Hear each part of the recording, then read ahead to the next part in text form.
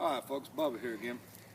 Had a few buddies ask me a few questions about these little masks right here to help for overswings. It's never really been a big problem for me, but some folks don't know. Some folks never really got taught step by step how to use an axe. Not saying I'm perfect, I do it sometimes too, but not usually.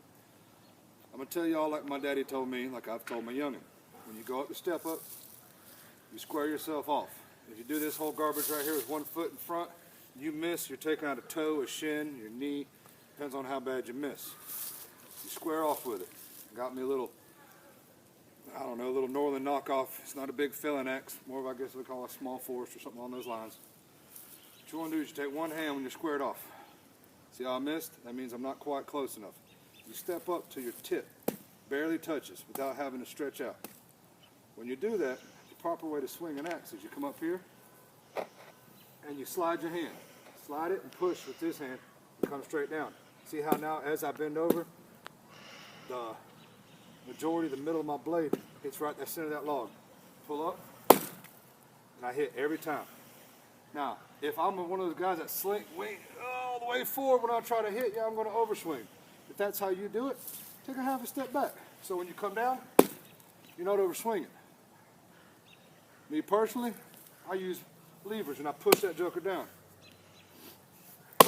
Every time. You do it like that, you won't have a problem. Don't get in the habit of trying to get like this. If you get tired, take a break. Go sit down, grab you a glass of water, relax for a little bit. That way your form doesn't stress out. Because if you get tired and start getting lazy, that's when people get hurt.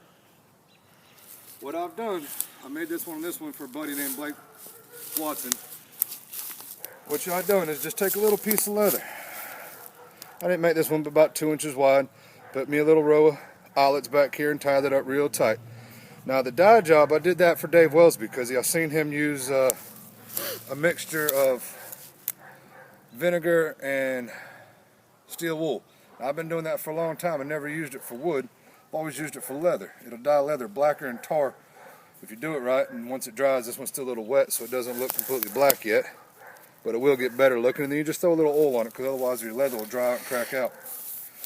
But the way I did it, I just sewed it up right here with some lace, and then I run the excess lace around the bottom and I shove it in.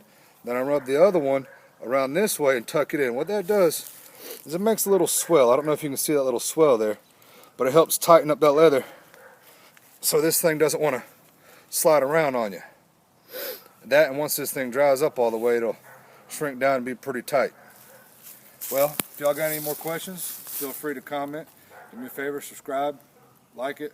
Maybe me and the young are going to put something up again sometime soon. Thank y'all very much.